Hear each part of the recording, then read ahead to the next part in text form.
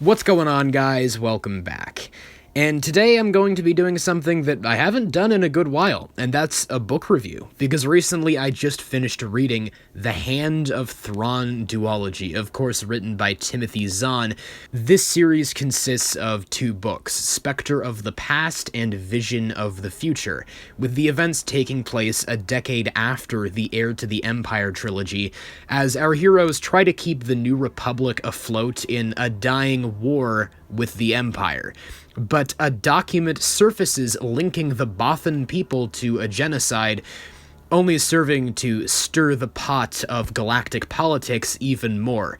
Certain Imperial officials take advantage of this and concoct a plot by hiring a hitman to impersonate none other than Grand Admiral Thrawn in an attempt to trick both sides of the conflict into believing that Thrawn is still alive a decade after his confirmed death. If you're anything like me, hearing that just now, you're probably thinking to yourself, that's the dumbest premise for a story I've ever heard.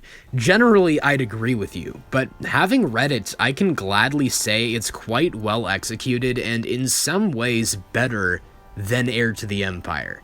If you're familiar with my channel, then you know I don't hold Heir to the Empire in as high regard as many people do. I made an entire video talking about how I think it's kind of overrated, but I found myself getting even more invested in these two books.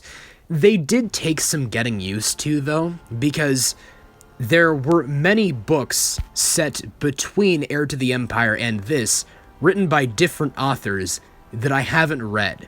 So, several times throughout these books, Zahn will reintroduce a character you're meant to know, and I was just like, I have no idea who that guy is. But it didn't bother me that much, because those characters aren't super significant in the grand scheme of things. The main story is mostly focused on the original trilogy characters, and the characters we met in Heir to the Empire, like Talon Karrde or Mara Jade.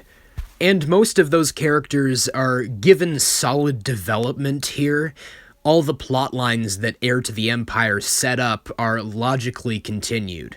Luke, for example, isn't just the perfect idealistic golden boy that he was in something like Return of the Jedi. They explore his darker side and past failures in a way that feels more natural than the way it was executed in something like The Last Jedi. Han and Lando are just kind of hanging out. They have some shady ties, but that doesn't really go anywhere, to be honest. Leia struggles as a mother Jedi and a politician, and even Talon Karrde has to confront his past demons and forge some new alliances. But the best character in these books, and the biggest surprise for me, was Captain Pellaeon, or now Admiral Pellaeon.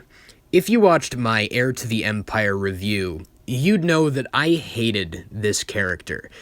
He had no real relationship with Thrawn. He was just the guy that Thrawn explained his plans to. There was no chemistry between them, or at least nothing that came close to the chemistry between Thrawn and Eli Vanto in the newer canon Thrawn books, but in these books, Pellaeon is transformed into a fully three-dimensional character. As one of the last men in a position of power within the Empire, he recognizes that they're losing and wishes to negotiate peace with the New Republic. How interesting is that? A guy who, for the better part of his life, has served under an evil, oppressive regime, doesn't want to crush his enemies, and instead negotiate peace with them for the betterment of everyone. We learn that he believes in the Imperial cause not out of a desire to control the galaxy through fear, but to bring peace. We're also shown that he's learned from Thrawn. During his time serving under him, he picked up on his ability to analyze his opponents from different angles. So when all this sketchy shit is going down with the Empire, Pellaeon knows something is up. These three dudes, Major Tierce, Moff Disra, and Flim, the con man they've hired to play the role of Thrawn, aren't that skilled, nowhere on Thrawn's level. They're just using their knowledge of Thrawn and his connections to manipulate the masses to a point where they convince high-ranking New Republic officials like Han Solo and Lando Calrissian that he's the real deal. But Pellaeon, being the person who arguably knew Thrawn the best within the Empire, sees through that, and with the help of Talon Karrde, is able to stop this conspiracy before it leads to all-out war. I never thought I'd be saying, "Go, Captain Pellaeon," while reading a Star Wars book, but here we are. I will be eternally grateful to the Hand of Thrawn for turning Pellaeon into a real character, who was originally kind of a one-dimensional side villain in Heir to the Empire, is the real unsung hero of this story. A lot of people have said that Heir to the Empire is the closest that any Star Wars media has come to recapturing the spirit of the original trilogy. And well, I guess that's kind of true. I feel like it's also a way of people coping with somewhat bad writing.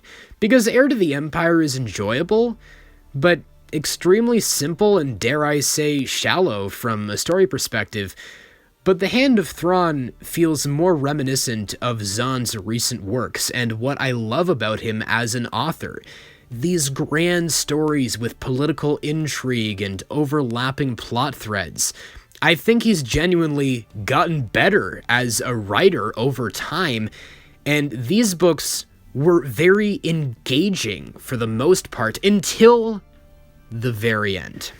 Yes, unfortunately, despite how much I've been praising these books, the ending was strangely terrible and just turns into a bad fan fiction. Zahn builds up all these plot threads, which you expect to climax in some sort of epic battle, but instead it cuts away to a different plotline, cuts back, and the bad guys are just retreating because I guess they lost the battle we never got to see. Likewise, they suddenly reveal that Major Tierce, one of the main guys involved in this Thrawn conspiracy, was secretly a clone, but before anything happens with that, he dies, so that doesn't go anywhere. Likewise, Mara Jade and Luke find this secret fortress called the Hand of Thrawn, where there's a Thrawn clone. But then the clone just gets drowned, so that also doesn't go anywhere. That reminds me of the wasted potential of Moff Gideon's clone army in The Mandalorian Season 3, only for Mando to blow them all up. I seriously don't know what happened here. As far as I'm aware, Zahn didn't have any restrictions placed on him while writing these books, so it feels like he'd naturally built up all these very interesting plot elements, only for them to abruptly resolve out of nowhere. And he doesn't even show us the final battle that everything has been building to. It's like if in Thrawn Ascendancy Lesser Evil, they spent the latter half of that book building up to the epic battle between Thrawn's forces and the Grisks, only for it to cut away, cut back, and Thrawn's just won the battle. It's over now. I don't see why he didn't just make this another trilogy, because these books are disproportionate in length. Spectre of the Past is 25-ish chapters, whereas Vision of the Future is closer to 45 chapters. So the first book is half the length of the second one. I don't know what the reason for that is, but even with all that time to tell the story, the ending feels incredibly rushed, and I don't know why he didn't just allow these ideas to become more fleshed out over the course of another trilogy like he's done every other time. As a fan of Timothy Zahn's writing in Star Wars, his 6 canon Thrawn books are some of my favorite Star Wars storytelling out there. This was very disappointing, but I still think with better execution, this story could have been fantastic, and I don't know why people like Dave Filoni aren't just adapting aspects of this story into this new live-action Mandoverse. Don't get me wrong, I'm already sick of Filoni plagiarizing other people's work. He's tarnished the legacy of Thrawn's character in the canon timeline and openly admitted to ripping off J.R.R. Tolkien. It doesn't take a genius to realize he's ripping off C.S. Lewis as well. But the Ahsoka show almost feels like a poor man's version of the Hand of Thrawn, except instead of the Empire pulling all the right strings to manipulate galactic politics, swaying the masses against the New Republic, it's just the New Republic being really dumb, not realizing the Imperial conspiracy that's unfolding under their very noses, and Thrawn can't figure out his own strategy. To be honest, it would make a lot more sense if in that show Thrawn was just a con man in disguise, because it doesn't make any sense for him to be an incompetent, blundering idiot.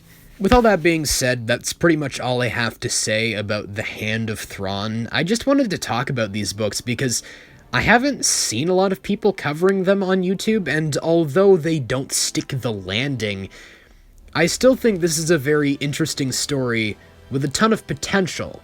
If someone were to pick up the pieces in future and adapt this into a TV show or movie, I think it could be pretty great. But you guys let me know. What are your thoughts on The Hand of Thrawn? Did you know about these books before? Have you read them? Have you not read them? Are you thinking about reading them after watching this review? Just whatever your thoughts are. Please let me know them all in the comments below. And of course, as always, I hope you guys have a great day.